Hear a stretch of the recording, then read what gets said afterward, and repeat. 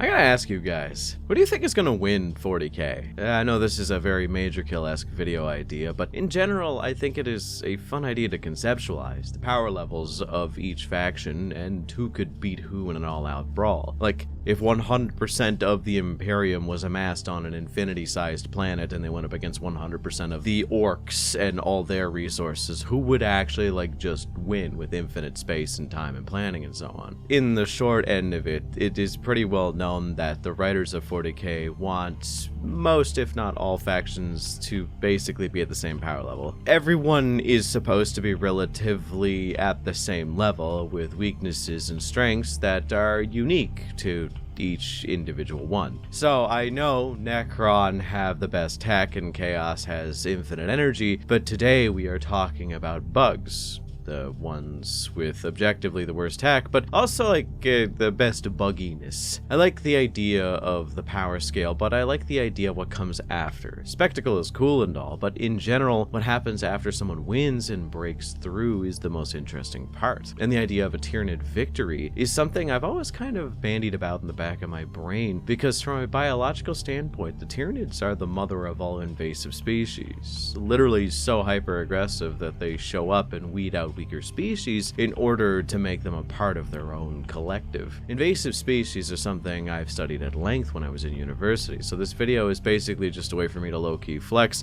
me being a university dropout. So just allow me this one victory lap. I think I've earned it. In order to break this video down into more digestible segments, I'm going to deliver it into 3 sections. What is an invasive species, how this relates to the Tyranids, and finally, what happens if the Tyranids win. You are going to learn something today, by fucking God, if it kills me. I'm going to forcefully shove information about the Australian cane toad into your brain that you didn't ask for because you wanted to learn about some dumb Xeno stuff. But debate the lure a little bit for the end. If the Tyranids win, it's going to be worse for the entirety of the universe than if Chaos wins by a large goddamn factor. But the preamble out of the way, let's jump into the bug zone. To understand truly why the Tyranids are bad for the universe, well, you can just look at any story that involves them but isn't from their perspective. It's not exactly fucking fun to deal with them. I still think about that one story that Wes Hammer narrated that one time that was from the perspective of a ship crew that was currently being eaten and devoured by a Tyranid bioship. I think about that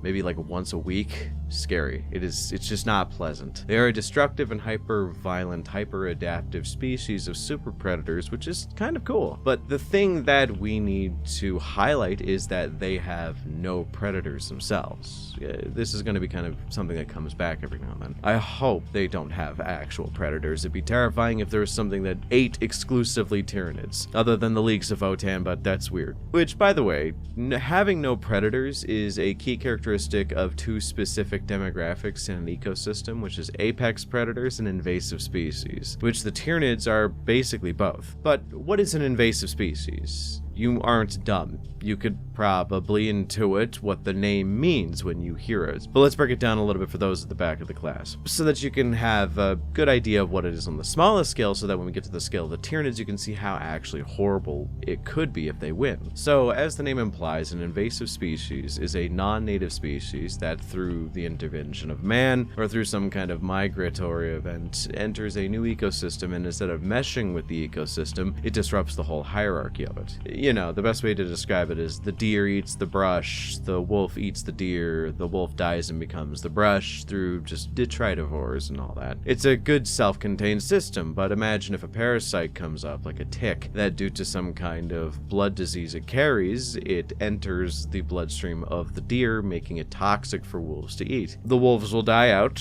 and because there is nothing to predate upon the deer, that will lead them to becoming more populous, and because there's less things to die and die quicker to make more brush, the deer will start to die, and then the brush will take over at some point, unless they run out of food as well. It's just such a simple thing as a tick entering a new ecosystem that can cause these kinds of subtle but great gradual changes. That is kind of the smallest scale that it could be understood, and that is like a hypersimplification of it, but a good actual real-world example is the cane toad. I love this story. It's horrible, but the cane toad is an invasive species we brought over to Australia in order to consume the sugarcane grub, which was costing farmers their crops. People just, I guess, heard the name cane toad and I guess thought it was a match made in heaven, but it turns out no. The cane toad was a fucking horrible idea on two fronts. One, it was a massive fucking Holstein of a toad. Not kidding, if you see any photos of them, they big boys. And they gotta eat a lot to maintain their massive bodies. So they eat goddamn near anything. Cat food, smaller animals like rats, mice, lizards, berries, plants, etc., etc. And two, the cane toad is also poisonous. It has poison sacs on the sides of its body that make it almost inedible to most things that could eat a toad. With all that being said, did they at least get rid of the grubs for those poor sugarcane farmers? Turns out, no. They actually don't eat sugarcane grub, which is really fucking ironic in terms of a twist of fate. Downright Zinchian, if you ask me. These fuckers multiplied and fast, with clutches of eggs being laid by a single pair that number in the thousands, and they are pretty much destroying a grand majority of the Australian ecosystem, which is insane to think about because Australia has some of the most horrifyingly resilient super predators ever. Here's a quick arachnophobia warning, but did you know that Australia has the most deadly spider in the world? Yeah, the Sydney funnel web spider. But comically enough, actually pretty recently, well, recent as far as science goes, in the early 2000s, there was a subspecies of this specific spider that was over twice the size of it. The original one, the Sydney funnel web, coming in at about 2 inches, and this new one coming in at a little over 4. Though, I just wanted to bring this specific thing up because it doesn't hunt the cane toad, from my understanding. I just really wanted to bring up the fact that the big one, like the 4-inch spider, is called the Newcastle Big Boy, which is the least serious fucking name for one of the most dangerous and terrifying looking spiders I've ever seen in my entire existence. I don't know. I should note that I think about this spider a lot because the name is stupid, and also I do have a bit of the arachnophobia. Yeah. But regardless, the reason why things like the cane toad are so bad in regards to them being an invasive species is, as I mentioned, they have no major predators, because in Australia, they weren't really something that was adapted to being there. So when anything tried to eat them, they basically couldn't because of the poisonous interior. Now, there is some developments in terms of adaptations of species, finding ways to get around the poison glands. I think there was a type of mammal, rat, rodent, whatever, that found a way to flip the toad and eat it from the underside where there was no poison, but that's kind of besides the point. The Tyranids do occupy a very specific niche of evolution where they are an apex predator, meaning they have very little things that could actually handle them or predate upon them, but they have very little in the way of a natural habitat, which they are in balance with. The Tyranids are basically an invasive species to every environment, even likely the one they originated from, though a bit more devastating to the natural life in an area than the cane toad, and arguably less cute than some incredibly grumpy looking cat-sized frog. The Tyranids do basically the same thing. They disrupt the systems in ways that make them almost impossible to recover, with most systems not having the proper predators to deal with them that have evolved to get past the Tyranids' ever-evolving adaptations. Though Catachan is kind of exempt from that because the planet was just built different, and there is a theory that a lot of the species, specifically the insectoid ones that are on Catachan, said it right that time, sorry, that are on Catachan, are actually old Tyranid vanguard organisms that failed an invasion prior in the history of the setting and just got disconnected from the hive mind and just evolved to survive around the already pretty hyper-aggressive predators that were on that planet. As source, the Catachan devil. But yeah, whenever Tyranids enter a new star system, they basically destroy all life in it in order to absorb all life and continue their existence. This is one of the reasons why I think the Tyranid victory would be so interesting as well as difficult. But I want to dive a bit more into the Tyranids as a species and understanding them a bit more before we actually discuss what could potentially happen if they win. But before I do, just allow me this one time a brief intermission to point something out to you, to bring something to your attention.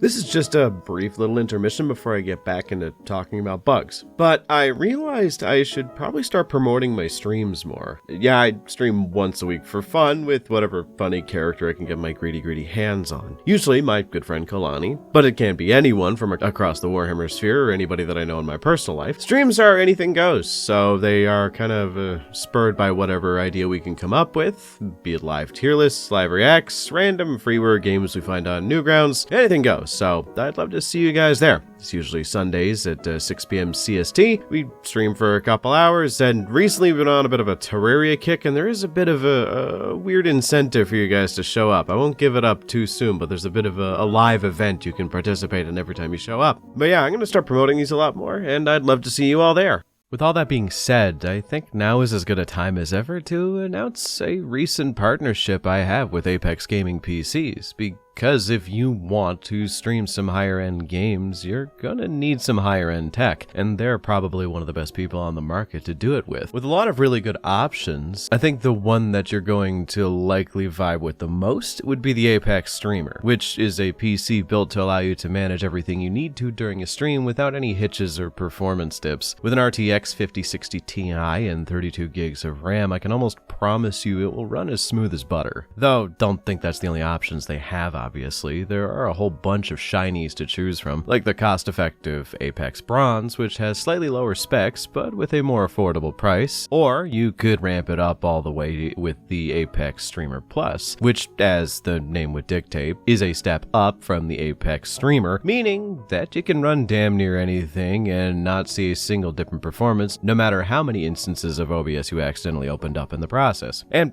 thanks to our partnership, if you click my link in the description and use the code Mr. Bones, you'll get 5% off your new streaming PC, and you'll already have a great head start. Definitely better than me, to be honest. I remember the first time I tried streaming a few years back with a laptop. I'm pretty sure it was spitting sparks after 2 hours of streaming modded Skyrim. So, don't be like me. Grab yourself an Apex Streamer now, and thanks to Apex Gaming PCs for partnering with this channel. And let's end this little tangent and get back to the bugs, shall we?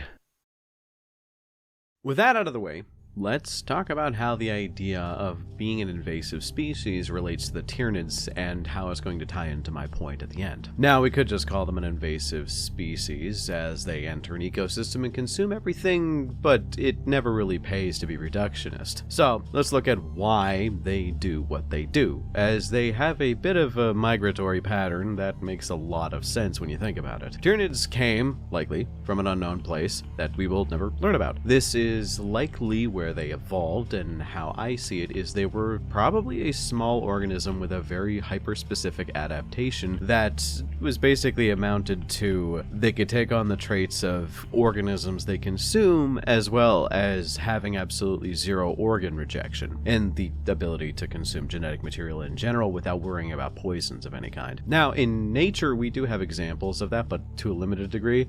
I'm not going to claim that I know very good amounts of biological science. I just have a very base level understanding of it. I just know that things like this do kind of exist. So Tyranids were a species that evolved to take the traits of other creatures in order to survive. And if you've ever seen Hunter x Hunter, you'd know that that's basically how chimera ants work. The parts that are used to make up the new Tyranids are stolen from other things. And what likely started is the Tyranids were probably some kind of small bug eating other bugs to survive, and eventually evolved and adapted into eating larger and larger prey. This allowed them to take on larger and larger prey, and then it spiraled out of control. This leads to the bugs we all know and love today, though it doesn't necessarily have to be a bug that it starts as likely Tyranids take on the forms of bugs, as large-sized insects are probably the most efficient and killy things that they could become. You know, skeleton is on the outside, it's an impenetrable shield most of the time. They only make certain parts soft because it's necessitated to do do so. So the species evolved to do this, and likely consume their entire ecosystem in whatever hellhole they spawned in. And with no more self-sustaining meat and minerals and biomatter or whatever to consume, they ventured out, which leads them to our solar system, due to them migrating to find more and more food. As even if they are a hyper-intelligent megaspecies of the smartest hive mind in the universe, they are still controlled by an almost emotionless gestalt consciousness that is the thrumming minds of a million psychic bugs, thinking together as one with one singular purpose: to propagate their own life. For lack of a better word, are the smartest mindless animal in the universe. They hunt with the perfect skills of a hunter, but display no compassion, as compassion is inefficient. They almost operate like a machine. All battles are a matter of numbers. As long as their numbers are higher than your numbers, and their number of losses are lower than yours, percentage-wise, what's the matter? And thus they consume planets with the same regard you and me would consume a steak that we got from Kroger. Sure, a cute little cow had to be killed for it, but we gotta eat, and we just got paid, so forget steak night. Tyranids mindlessly consume with no thought towards the ecosystem and the end point of a planet. But does that actually end with the planet being destroyed? Do Tyranids farm people, or do they just consume everything and burn themselves out? Well,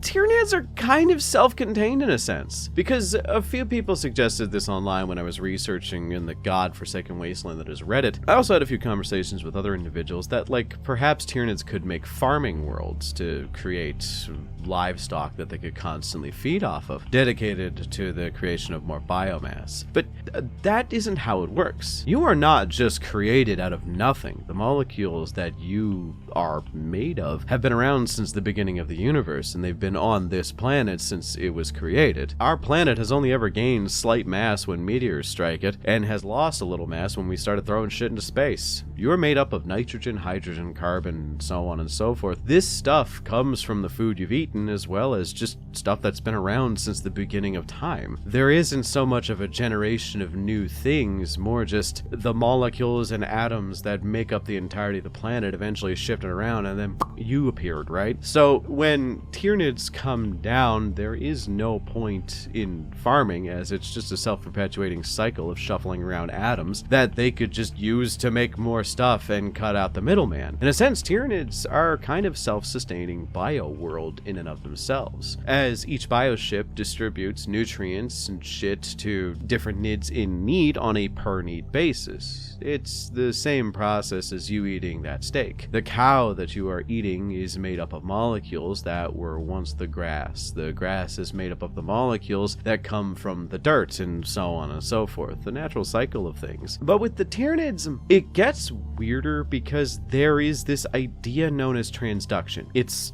one of the coolest ideas. You've probably heard the phrase, matter cannot be destroyed or created, only changed. The transformation of energy into another form of energy is a process called transduction. Think how my voice creates a form of energy by moving the air molecules in the air through the force, which creates sound. It's hitting the microphone that I'm speaking into right now, and those vibrations, which is just literal physical energy, is being transduced into electrical signals that goes from the cable to my computer through my amplifier and all my weird shitty computer technology, but then it is turned into a digital signal, which is an electrical signal. That is the changing of energies. So when it comes to all forms of chemical reaction, there is a degree of transduction that happens, but when most chemical reactions happen, especially with the Tyranids, there is a byproduct of heat. Heat is often a byproduct for most chemical reactions. It doesn't often have to be. There is such a thing as endothermic reactions, where heat is drawn in order for the reaction to, happen. But looking at Tyranids and how they operate, you could probably figure out that, well, they aren't exactly cold creatures. Hell, on the battlefield, the majority of the larger creatures produce so much heat that they either have to weaponize it as a cannon, or are given full-on chimney-style vents on their backs to vent out the heat caused by the chemical reactions inside. Heat usually speeds along reactions in order to make molecules break down more, and chemical reactions happen faster. It's a well-known catalyst. So because of that, there is an argument to be made that Tyranids are burning through resources quite literally like biological furnaces. It would imply a lot of shit is getting broken down in order to keep these bugs alive. This heat does float around, it doesn't just disappear, so they have to vent it out somewhere, and that's actually wasting a resource that they actually can't really use. I don't know how I found this out, but here's a little bit of a weird trivia tidbit that I didn't know where to put anywhere else, just something that I knew. I don't know where I found this, but I used to date someone who was in astrophysics, so like I just have a bunch of random information about space floating around my noggin. But did you know that in space there's actually like just weirdly large pockets of extreme ambient heat from these kinds of reactions and just like heat floating through space because it just doesn't go anywhere? It's crazy that you could just accidentally float into what is ostensibly an invisible sun. Just thought I'd add that to give you a little bit of existential horror, but regardless, the heat generated does imply that the Tyranids would likely be causing a lot more of a breakdown on a chemical level rather than, you know, being as efficient as we'd think. With things like the gene stealer cults, the invasion fleets, vanguard organisms, I think in general the process of a Tyranid invasion does burn away a lot of resources, especially just in the day-to-day operations in order to keep them alive and in tip-top form. But what does this all lead into? Well, this leads into my reasoning for the last half of this video, which is, what if the Tyranids win? What happens next? If the Tyranids wipe out all reality and they are the only dominant species in the universe? So, with all of the preamble that I covered, let's discuss this, shall we? The Tyranid victory is dictated by one fact alone. They are the only species in the universe. Or at least the only species that matters. There is no more resistance that can fight back. They consume entire star systems and move on to the next until there is absolutely nothing left to consume. But we'll get to what that actually looks like. They have consumed all of the non-Tyranid biomass, if not most of it. So the Tyranid victory would basically be just kind of the worst thing, as they would have killed off everything that could potentially worship chaos and probably have bombarded from space any kind of plague or whatever planet, starving the chaos from the majority of their power, though I would say it's kind of impossible to remove the chaos gods or chaos in general from the universe. It would greatly diminish their presence in the setting. Humanity is gone, as the Tyranids on record have an actually recognizable disdain for humanity above all other species and actively would hunt them into extinction. So all that would be left in the universe would be Tyranid bioships floating through the cosmos looking for scraps. They would be burning through their resources, likely at a slower pace to prevent themselves from, dying off. Realizing that war isn't necessarily a good option for them anymore, they would try to minimize conflict, but that doesn't mean there wouldn't be conflict. Oh, no. It means that whatever conflict there is a Tyranid one. In current era 40k, Tyranid splinter fleets actually do fight. It's mostly so that they can justify on the tabletop it making sense when Tyranids are fighting, but what actually happens is they fight to steal more biomass, steal genetic sequences, and to prove their further superiority as the more dominant version of that specific splinter fleet. So when biomass is limited and the food source is scarce, desperate Tyranid fleets would likely become 100% cannibalistic. Out of everything in terms of biological imperatives we've discussed, cannibalism is weirdly common when food sources are scarce in nature. So with it all being locked in as such, hunter fleets would emerge to kill off other splinter fleets. So it would just be Tyranids versus Tyranids,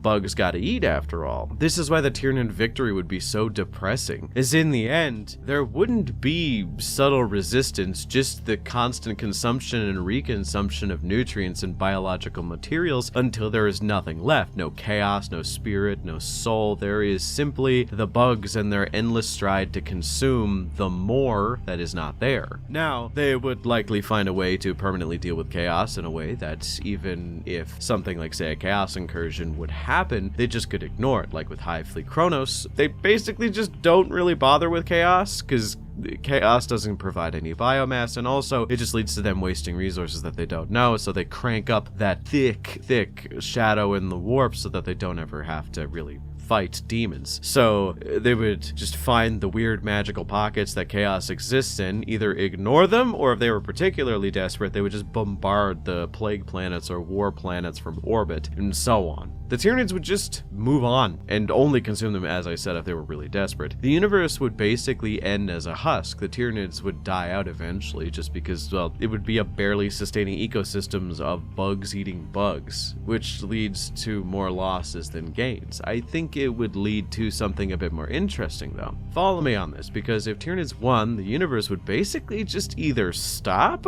or reset. As I mentioned, matter can't be created or destroyed, only changed. So even if the Tyranids just dry up and die, eventually the materials that created them would float on through the universe, being remade, likely with the help of the sun causing the atoms to get reshuffled around a bit. You know, how suns and stars work like that, right? You know, it's a simple... Yes, I know it's complicated, and me breaking down the process of atoms becoming different atoms by the reshuffling of electrons and so on from the heart of a star in a single sentence might be a bit offensive to some of you dweebs, but this is a channel where I talk about bugs who have the biggest dick cannon mounted on their back and try my hardest to make it sound funny and educational. Leave me alone. So with things being reshuffled, the atoms would find ways into meteors. Maybe bug bits would just be sent out in the middle of nowhere. Flying space debris that would land on the desiccated rocks that were harvested by the Tyranids initially. This decaying biomass would eventually, over thousands of millions of billions of years, with luck, potentially become a new biosphere, with atoms being dispersed to create the building blocks of life, you know, carbon, hydrogen, nitrogen, that kind of thing. And potentially, even if the odds are impossible, become single-celled organisms, and thus the universe would start a new, fresh life. Now, is this going to happen before the heat death of the universe? I don't know. But if the Tyranids win, it basically just gonna wipe the slate clean, with either nothing happening ever again or new organisms popping up on seeded planets that ended up having Tyranids on them, because the Tyranids do tend to seed planets from time to time. I think the idea of if a certain faction wins is a pretty interesting premise for a video, as you have to see what the logical extreme of that faction's specific goals are. Like, I think the best ending for the entire setting is if the Leagues of Votann win, the Eldar win, because those are the ones that lead to likely the least mass extinctions. Not no mass extinctions, I'm pretty sure both of them quite rationally hate the greenskins, but you know what I mean. I just wanted to make a video about the Tyranids winning because honestly it is just that bleak. It's such a bit of existential horror that I think people need to discuss it more. Tyranids as a threat are trying to be pushed a lot more, which is cool, but I do think that it isn't being pushed from the right angles. It's not going to happen, like the Tyranid victory, because the Tyranid versus Tyranid meta that GW's new product, Warhammer 50k, would be kind of dull, or really not that fun to play in general, but regardless, I wanted to just bring it up and see how you guys feel about it. I wanted to talk about a Xenos faction for once as well, because I tend to stick to the Imperium more often than I probably should. Who do you all think would be the best to win the setting? And who do you think would be the funnest? Personally, I think the Orcs winning would be the exact opposite of the Tyranid victory, while also somehow just being the same goddamn thing. Endless fucking war. Regardless, you know the drill. Feel free to post down below how you feel about it. Special thanks to my channel members for supporting me as always, because with your help, I'm able to make these videos and not worry about dying, which is cool. If you become a channel member today, you gain access to perks like early videos and even 2 extra videos a month. Thanks once again for watching, and I hope you all have yourself a wonderful night.